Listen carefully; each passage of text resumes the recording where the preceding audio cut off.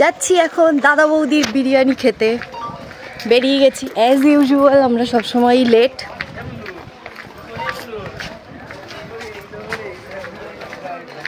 আরে বাপ, এত জোরে জোরে হাঁটছি তা জানি না। ইমা চলে যাচ্ছে কেন?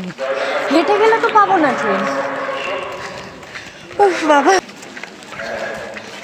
ফোন করো। হ্যালো এভরিওয়ান, কেমন আছো সবাই? আশা করি সবাই অনেক ভালো আছো, আর আমিও অনেক ভালো আছি। তো আজকে যাচ্ছি দাদা বৌদির বিরিয়ানি খেতে, 4 জন মিলে আমরা। আর এখন দেখো ব্যারাকপুরের ট্রেনে তো উঠেই গেছি, আর একটু পরে ব্যারাকপুর নেমেও যাব। তো সেখান থেকে আজকে দাদা বৌদির বিরিয়ানি খাওয়ার পর কি রিভিউ না রিভিউ, বাকি সমস্ত কিছু, কিভাবে গেলাম, কোথা থেকে কি পাওয়া যায় না পাওয়া যায়, সব কিছু ডিটেলস নিয়েই আজকের ভিডিওটা। তো চলো ভিডিওটা স্টার্ট করা যাক। তো এই দেখো আমরা এখন ব্যারাকপুরে ঠিক দাঁড়িয়ে আছি এরকম জায়গায়। এখান থেকে আমাদেরকে এখন এই ওভারব্রিজ করে গিয়ে প্ল্যাটফর্ম থেকে বেরিয়েই মানে সামনেই দাদা বৌদির বিরিয়ানির দোকান।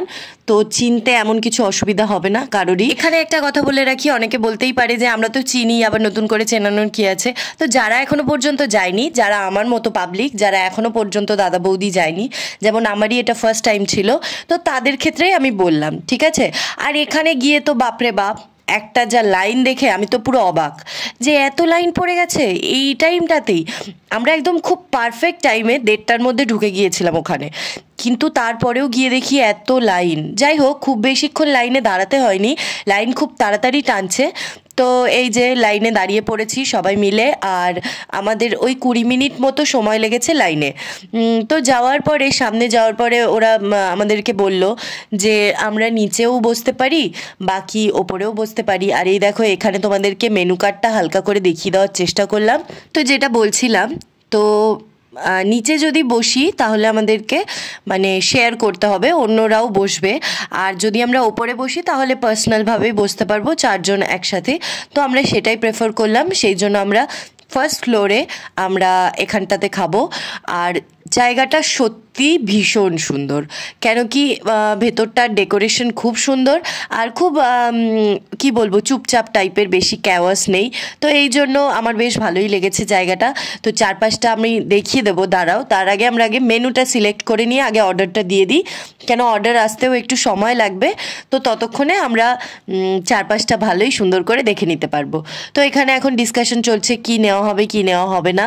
তো আমি তো দেখছি যে কি করছে ওরা, আর ভাবছি এদের কি ডিসকাশন শেষ হবে, কেন কি আমার প্রচণ্ড খিদে পেয়ে গেছে, কি আর বলবো। যাই হোক, বাদ দাও, ওরা ওদের মতো অর্ডার দিক, আমি চলো দেখিয়ে দিই তোমাদেরকে যে কীরকম ছিল আশপাশটা।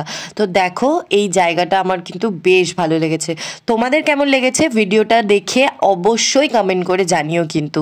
আর তারপর আমরা কি কি অর্ডার দিলাম চলো একবার শুনে নাও। আমার মনে হয় স্পেশালটা একটু বেশি টেস্টি।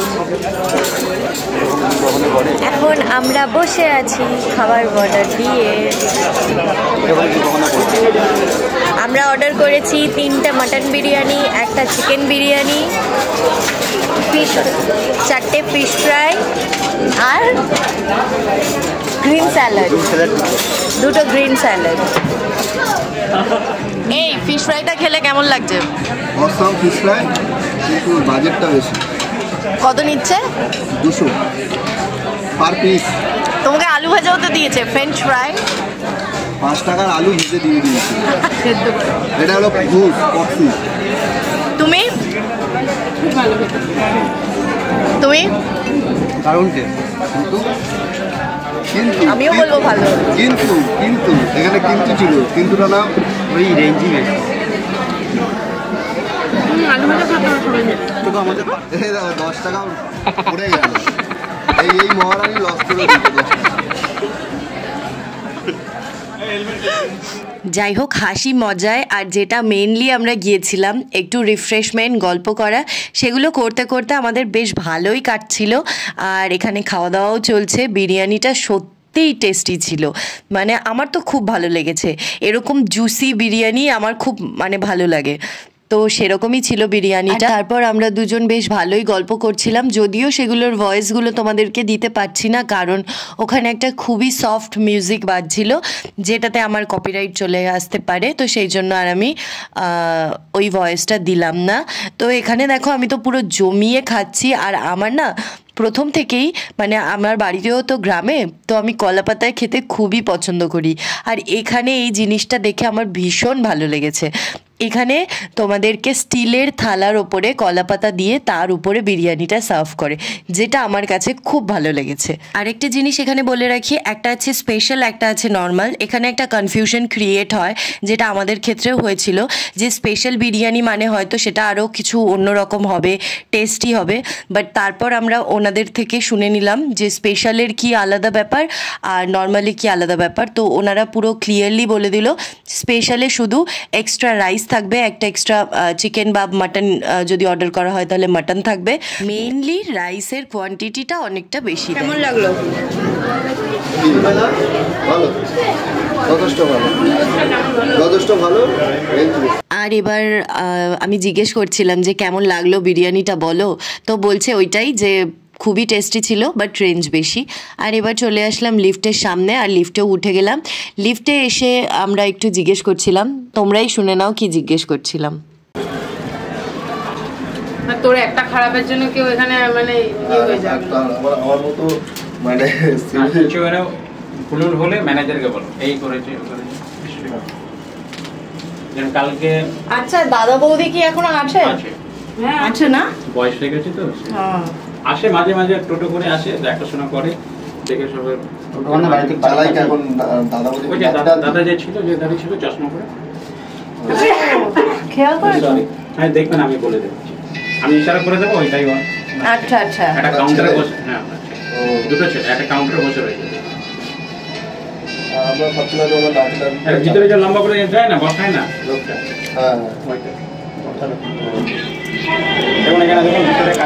তো যেটা জানি না সেটা জানার আগ্রহ তো থাকতেই পারে। আমার বর যেরকম বলছিল যে হ্যাঁ তুমি জানো না এখনো দাদা বৌদি বেঁচে আছে কি না, তুমি আবার জিজ্ঞেস করছো। সিরিয়াসলি আমি জানতাম না, আমি জিজ্ঞেস করেছি ব্যাস। আর আমার মনে হয় আমার মতো অনেকেই জানে না, আর অনেকেই আবার জানে। তো যাই হোক, ভিডিওটার একেবারে শেষের পথে চলে এসেছি, আমরা বাইরেও চলে এসেছি। আর এখন ওই 4টে মতো বাজে, কিন্তু দেখো এখনও এতটাই ভিড়। তো যাই হোক, চলো এবার বাড়ি যাওয়ার পালা। ভিডিওটা কেমন লাগলো অবশ্যই একটু কমেন্ট করে জানিও, আর ভালো লাগলে একটু লাইক কমেন্ট করো, আমার খুব ভালো লাগবে। তো সবাই অনেক অনেক ভালো থেকো, সুস্থ থেকো, আর আমার ভিডিওগুলো দেখো। তো চলো আজকের মতো টাটা।